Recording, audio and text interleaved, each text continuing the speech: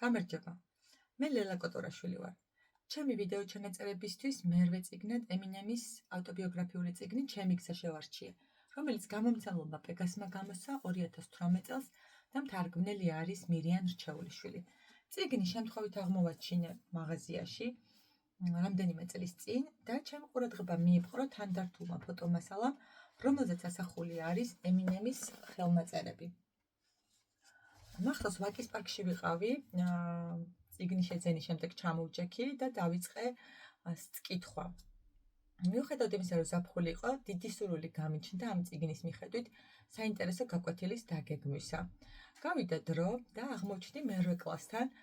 იცით, როგორი რთული არის ეს ასაკი ბავშვებისთვის, მოზარდებისთვის და მათი დაღლილობის, უყურადღებობის ფონზე და გართულებული ქცევის გამო ძალიან ბევრი ფიქრი დამჭირდა იმისთვის, თუ როგორ გამეხალისებინა გაკვეთილები. სწორედ მაშინ გამახსენდა ემინემი ეს წიგნი და ხელახლა წავიკითხე, დავგეგმე ძალიან საინტერესო გაკვეთილი. დიდ ფორმატზე გავავლე ხაზი და დავწერე, დავიტანე ამ ხაზზე ყველა ის მნიშვნელოვანი დეტალი, რომელიც მინდა და მინი ლექციის სახით გამეცნო მათთვის. და შემდეგ გაკვეთილის შემდეგ უკვე მათ უნდა მოეძებნათ ინფორმაცია მათი საყვარელი ერთი რომელიმე ცნობილი პიროვნების შესახებ და კლასის წინაშე პრეზენტაცია უნდა წარედგინათ. ამავე დროს რეპის შესახებ ვისაუბრეთ, როგორც პროტესტის გამოხატვის ფორმაზე და უნდა დაეწერათ, თუ კი სურვილი ექნებოდათ, ტექსტი რომელიმე რეპ მომღერლის მუსიკის ფონზე შეეძლოთ ეს რეჩიტატივის ფორმით გაერეპათ, ასე რომ ვთქვათ და ამ ფორმით საინტერესო იყო მასწავლებლისთვის იმაზე დაკვირვება, თუ რა აწუხებთ. ძირითადად აპროტესტებდნენ ვრცელ ტექსტებს, რთულ საგაკვეთილო პროცესებს, დაღლილობას, სასკოლო ცხოვრებას და ვფიქრობ, მნიშვნელოვანი გზავნილები იყო მასწავლებლისთვის. ეს მათი მოსმენა კიდევ უფრო დიდი ძალით გვავსებს, პირადად მე, რომ გაკვეთილები უფრო და უფრო საინტერესო იყოს მათთვის და აი ეს რთული პერიოდი, თქვათ, მცირე საგაკვეთილო დასვენების პერიოდი, დიდი ტექსტების სწავლა, შიმშილი, რომელიც აწუხებთ ბავშვებს სკოლაში, ნაკლებ ასატანი იყოს. ყოველ შემთხვევაში შევძლო მაინც სიხარულის მიტანა მათთან აი ამგვარი ფორმის გაკვეთილებით. ძალიან დაუვიწყარი იყო ჩემთვის ეს გაკვეთილი, ამის შესახებ სტატიაც დავწერე მასწავლებელი ჯისთვის და რაც შეეხება წიგნს, რომელიც მინდა ახლა უფრო დაწვრილებით გაგაცნოთ. რამდენიმე მნიშვნელოვან მომენტზე გავამახვილებ ყურადღებას. პირველი ის, რომ თუ რატომ შევარჩიე წიგნი ჩემი მოსწავლეებისთვის ემინემის შესახებ, ეს არის საერთო ინტერესების ძიება.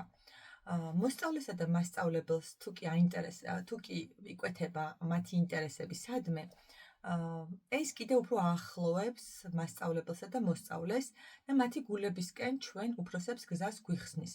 ცხადია, ყველაფერი არ გვეცოდინება მათ შესახებ, ვერ გვეცოდინება, თუმცა ფეხის აბმა და უნდა შევძლოთ, ყოველ შემთხვევაში უნდა ვიცოდეთ, რას უსმენენ, რას უყურებენ, რა ფორმით ერთობიან და ეს ბავშვობის გართობის ფორმა დროსთან ერთად იცვლება.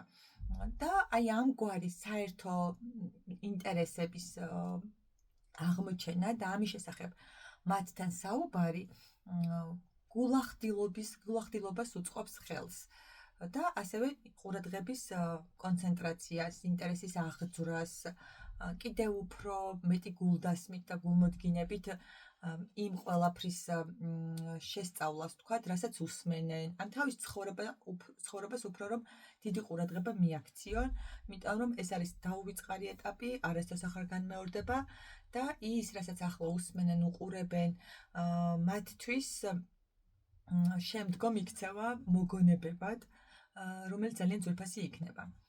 ხშირად დადიან ხოლმე ჩემი მოსწავლეები ჰუდებით, მაისურებით, რომელზეც ახატიათ ან დაპრინტული არის, გადატანილი არის ემინემისა და თუფაქის ფოტოები. და ძალიან სასიამოვნოა მათთვის იმის აღმოჩენა, რომ მეც მომწონს და მეც ვუსმენ ემინემს.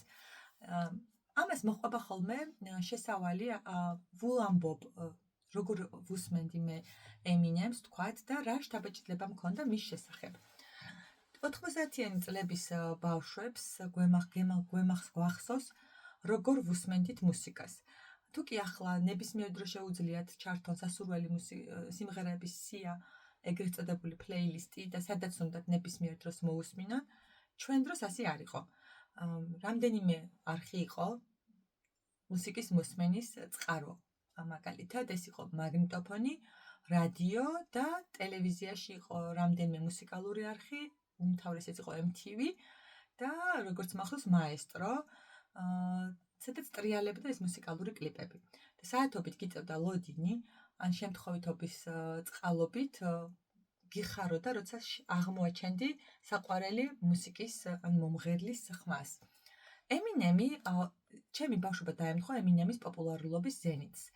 ხშირად ტრიალებდა ხოლმე მისი კლიპები და არასდროს არ მომწონდა მართალი რომ გითხრათ ეს ადამიანი, თან ყვითელ პრესასაც ხშირად კითხულობდი ხოლმე და არ ვრცელდებოდა კარგი ინფორმაცია მის შესახებ, იყო მეამბოხე, რაღაც ისეთი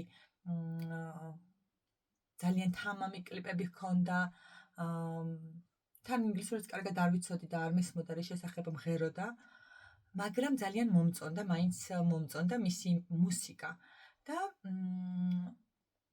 ახლა ვფიქრობ, რომ ცოდნოდა მის შესახებ, თუმცა იმ პერიოდში მთლად ისეთი საინტერესო პერიოდი არ ჰქონდა ემინემს, დრო რომ გავიდა, აი ეს წიგნი ყველაფერს მოგვითხრობს, თუ როგორ გადალახა მან თავისი ცხოვრების კრიტიკული მომენტები. არ ვიცი მომეწონებოდა თუ არა მისი პიროვნება მაშინ, მაგრამ ამ წიგნის წაკითხვის შემდეგ სულ სხვა ემინემი დავინახე.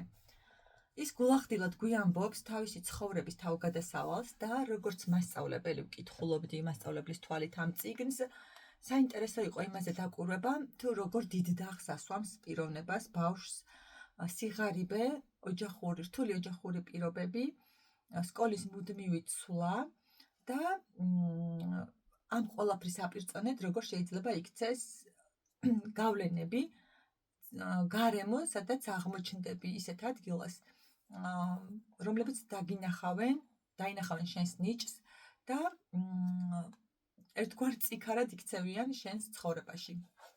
ეს წიგნი იწყება ემინემის უახლოესი მეგობრის პრუფის გახსენებით, რომლის ეს ჩემსაყვარელი მომენტი არის ამ წიგნიდან, ამბავი, რომელსაც ემინემი გვიზიარებს და მინდა წაგიკითხოთ. ემინემი წერს, პრუფი ჩემთან მაშინ მოვიდა, როდესაც არც არავინ ვიყავი და არც არაფერი გამოჩნდა. ერთ დღესაც მომადგა ძველი ფეხსაცმელები დედაჩემმა მეორადებში რომ იყიდა, მოისროლა და მითხრა, ეს რა ნაგავი გაცვია ფეხზე და ნაიკი სულთლად ახალი წყვილი გამომიწოდა. ორივეს ერთი ფეხის ზომა გვქონდა. იმ წამს ტირილი მოვიდა. ემინემი წერს, რომ პრუფმა გაჭირვებიდან გამოიყვანა და აიხსნა, მან ის ხედავდა მასში ბრილიანტს, როცა სხვები საერთოდ ვერ ამჩნევდნენ და ყოველთვის გვერდში ედგა მთელი ცხოვრების განმავლობაში. პრუფი სამწუხაროდ მოკლეს და ემინემს რთული პერიოდი ჰქონდა ამ ერთი წელი ვერ გამოვდიოდიო სახლიდან და ყოველთვის აღნიშნავს თუ როგორი დიდი ძალა ჰქონდა პრუფს მის ცხოვრებაში. ეს ემინემის ჩემთვის აღმოჩნდა კიდევ იმ მხრივ საინტერესო, რომ ის თავის მენტორებს, დოქტორ დრეს, მაგალითად 50 Cent-ს ახსენებს კიდევ და პრუფს და სხვებს, თავის მეგობრებს დიდ მადლობას უხდის და ძალიან ესეთი დადებითად საუბრობს მათზე, თუ მადლიერებით საუბრობს უფრო სწორად და იმაზე დაგვაფიქრებს, რომ განა დაივიწყა, არამედ წარმოაჩინა მათი ამაგი თავის ცხოვრებაში. ამბობს, რომ ისინი რომ არა, ვერასდროს დავტოვებდი დეტროიტის იმ ტრეილერს, სადაც ცხოვრობდი. ძალიან დადებითად საუბრობს თავის მტრებზეც, მათზე, ვინც თქვათ გული ატკინა, ან და ბოდიშს უხდის ხსნის სიტუაციებს, სადაც არასწორად მოიქცა და ამის უმთავრეს მიზეზად ასახელებს აგრესიას. ეს აგრესია კი გამოიწვია სიღარიბემ, უღარიბეს გარემოში გაიზარდა, მუდმივად დახმარების ტალონით ვიღებდიო ბუფეტში საჭმელს და ზოგჯერ ჩემს სახელს ვერ იგებდა რომელიმე ასაკოვანი ქალი და უნდა გამემეორებინა ჩემი სახელი, რის გამოც მე უფროსი ბიჭები დამცინოდნენ. წელიწადში ორჯერ ამ დახმარებით იღებდა მაისურს მაგალითად. ერთი სიტყვით ეს სიღარიბე მუდმივად თან დასდევდა ადრეულ ასაკში შექმნა ოჯახი და იმისთვის რომ შვილისთვის საფენები მეყიდა მთელი 5 საათი მიწევდა მუშაობა, შეიძლება დროს ზუსტად არ მახსოვს, ერთი სიტყვით ბევრს მუშაობდა, ხელები ჰქონდა გადატყავებული, ქარხანაში ყველაფერს ვაკეთებდიო, ხვეტდი, ვრეცხავდი, ქიმიურ ხსნარებთან ჰქონდა ურთიერთობა. ამავე დროს მუდმივად იცვლიდა სკოლას და ამის შესახებ ძალიან კარგად წერს, რომ სწორედ იმ დროს, როცა ვყალიბდებოდი და მივეჩვეოდი გარემოს, სკოლის გამოსვლა მიწევდაო და ამან გული ამაცრუებინა სწავლაზე, ვერც კლასელებს უახლოვდებოდიო და მოკლედ როგორი მნიშვნელოვანი არის ბავშვისთვის ეს გარემო, სადაც იზრდება სასკოლო სივრცე თუ ოჯახური გარემო, აი ამაზე დაგაფიქრებთ. ამავე დროს დედმამა დაშორებულები იყვნენ, მამისადმი დღემდე აგრესია აქვს, რადგან ვერ წარმომიდგენია როგორ არ სურს ჩემთან ლაპარაკიო, ერთგან წერს და თავის გოგოებს ამბობს, ქვეყნის დასალიერშიც კი მივაგნებო. ემინემი არის არაჩვეულებრივი მამა, მას ჰყავს 3 შვილი, ერთი ბიოლოგიური შვილი და 2 ნაშვილები, ბავშვი და როდესაც მაგალითად ფილმს იღებდა მერვე მილი, აი იმ ფილმის გადაღებისას თან ჰყავდა ბავშვები და მხოლოდ მაშინ გავდიოდი გადასახებ მოედანზე, თუ კი დავწუნდებოდი, რომ ბავშვებს ჰქონდათ სახატავიროულები, გასაფერადებლები, რათა ჩემს არყოფნაში დრო ნაყოფიერად გაეტარებინათო. ამავე დროს ძალიან საინტერესო არის მოზარდებისთვის იმის გაცნობა, თუ როგორ საუბრობს ემინემი განათლებაზე. ის ძალიან დარდობს, რომ არ აქვს სრული განათლება და თავის ჩემს შვილებს ყველანაირად ვცდილობ, რომ დავარწმუნო განათლების მნიშვნელობაშიო. თუმცა რთულია ამის კეთება, როდესაც შენ სკოლაც კი არ გაქვს დასრულებულიო, ამასაც აღნიშნავს. ერთი სიტყვით ემინემის ცხოვრება 3 ნაწილად იყოფა, თვითონ ასე აღწერს, 3 გახლეჩილი პიროვნება. სლიმ შეიდი, რომელიც მისი სასცენო ფსევდონიმია, სახელი, ემინემი და მარშალ ბრიუს მაზერსი, რომელიც მისი ნამდვილი სახელი და გვარია. და სლიმ შეიდი არის ის აგრესიული ადამიანი, რომელსაც თავი ქცევას ვერ აკონტროლებდა. ემინემი შედარებით პოეტური მედასახელებს, ხოლო მარშალ მაზერს კი უფრო სერიოზულს და დაღვინებულ ადამიანად მიიჩნევს. სლიმ შეიდი არის თითოეულ ადამიანში ის მოკლედ არასასურველი და უცნობი ურჩხული, რომელიც ყველა ადამიანში არისო, ასე ამბობს ემინემი და მე ამ ურჩხულის მოთმინიერებას დღემდე ვცდილობ. ემინემს პრობლემები ჰქონდა მაგალითად იარაღის ტარებასთან და ბევრი რთული რამ გამოიარა მან, თავად ამოიკითხავთ ამ წიგნიდან. მეგობრები დაეხმარნენ ყოველი ესეთი რთული პერიოდის გადალახვაში და ის წერს თუ როგორი უაზრობა არის ახალგაზრდული უგუნური საქციელი. პოპულარულობას არ მიიჩნევს სასურველ შედეგად თავისი ნებისმიერი ადამიანის თუნდაც თავის ცხოვრებაში, რადგან პოპულარულობა ხელს უშლის, რომ დადგეს უბრალო ცხოვრებით. ერთგვარ ვიდეო თამაშად აქცია შეიძლება ითქვას პოპულარულობა მისი ცხოვრება, რადგან სახლიდან გასვლა შვილებთან ერთად არ შეუძლია ჩვეულებრივად, რადგან მუდმივად კამერებით დასდევენ და ამას არ მოყვება ხოლმე სასურველი კარგი შედეგით არ სრულდება. ერთი სიტყვით კიდევ ბევრ რამეზე მინდა გავამახვილო ყურადღება. შრომის მოყვარეობა, ემინემი ძალიან ბევრს შრომობს და მოზარდებისთვის ვფიქრობ, ესეც ძალიან საინტერესო არის, თუ როგორი მნიშვნელოვანი არის საკუთარი შრომის მოყვარეობის გარეშე, რაც არ უნდა ნიჭიერი იყოს ადამიანი, ვერაფერს ვერ მიაღწევს. ასევე მისი დამოკიდებულება ბიცოლამისთან, ბიცოლა ედნა ზრდიდა და ბიძა მისი, დედამისის ბიცოლა და ბიძა. და ის წერს, რომ როდესაც უგზავნი ბიცოლას, თქვათ, ფულს 94 წლის არის ამ წიგნის დაწერის პროცესში, უკან მიბრუნებს და წერს, რომ იცოდე გაგლახავ ბრიუს. მას მხოლოდ ჩემთან საუბარი უნდაო და ეს მიაჩნია მას ჭეშმარიტ ურთიერთობად. ამავე დროს მისმა ორმა ბიძამ სიცოცხლე თვითმკვლელობით დაასრულა, რაც ძალიან რთულად გადაიტანა ემინემმა და დეტროიტის კიდევ მისი როგორც რეპერის ჩამოყალიბებისას ხელი შემშლელი იყო მისი კანისფერი.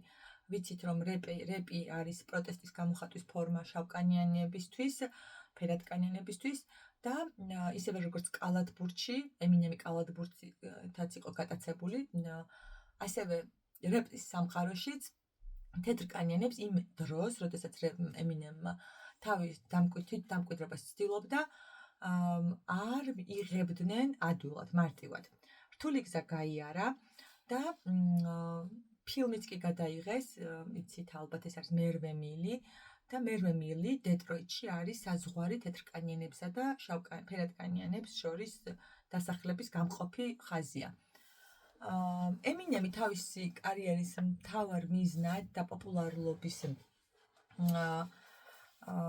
შედეგად ამბობს, მიიჩნევს, რომ მან შეძლო თაობებისა და თეთრკანიანებისა თუ ფერადკანიანების დაახლოება.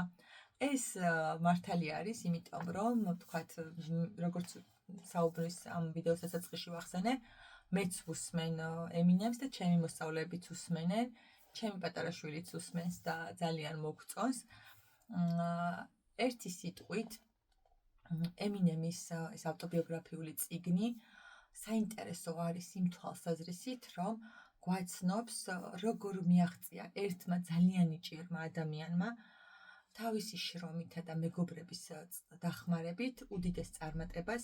უკანა წერია როლინგ სტოუნის შეფასება, რომ უდიდესი რეპერი ისტორიაში, მას მართლაც მიიჩნევენ ერთ-ერთ ყველაზე გავლენიან რეპერად და როგორ უშვებდა შეცდომებს, მაგრამ მაინც როგორ გადარჩა, ისევ და ისევ მეგობრების წყალობით და გააზრებით, რომ ასე არ შეიძლება და ამავე დროს აი მისი ცხოვრების სხვადასხვა ეტაპების გაცნობა საინტერესო იქნება იმისთვის, რომ როგორ იყენებს მუსიკას სხვადასხვა გზავნილებისთვის. მაგალითად, ეს არის როგორც უკვე აღვნიშნეთ, ხომ თქვათ, თაობათა დასაახლოებლად, ან პროტესტის ფორმად, როგორ იყენებს ამ თავის რეპს. ამავე დროს, ამ ვიდეოს დავასრულებ, ჩემთვის ყველაზე მნიშვნელოვანი და საყვარელი ამბები არის, თუ როგორ წერს ის თავის ტექსტებს თავისი სიმღერებისთვის. როგორ ეძებს რითმებს, როგორ დიდ სიამოვნებას ანიჭებს, ის მუდმივად ატარებდა ჩანთას, სადაც ჩაკუჭული ჰქონდა ეს ფურცლები და ქვასავით მძიმე იყო, უძველესი, არ ვაგდებდი არაფერსო და ამ დროთა განმავლობაში ქვასავით დამძიმდაო, როგორც თვითონ წერს. ასევე ის ხატავდა და ხატავს ძალიან კარგად და ერთხანს ხატვითაც კი ირჩენდა თავს, მაისურებს და ქურთუკებს ხატავდა ხოლმე და მერე ყიდდა შეკვეთით ხატავდა. კიდევ მინდოდა მეთქვა, ხო, პრინციპში სულ ეს იყო. დიდი მადლობა ყურადღებისთვის და დაგემშვიდობებით შემდეგ წიგნამდე.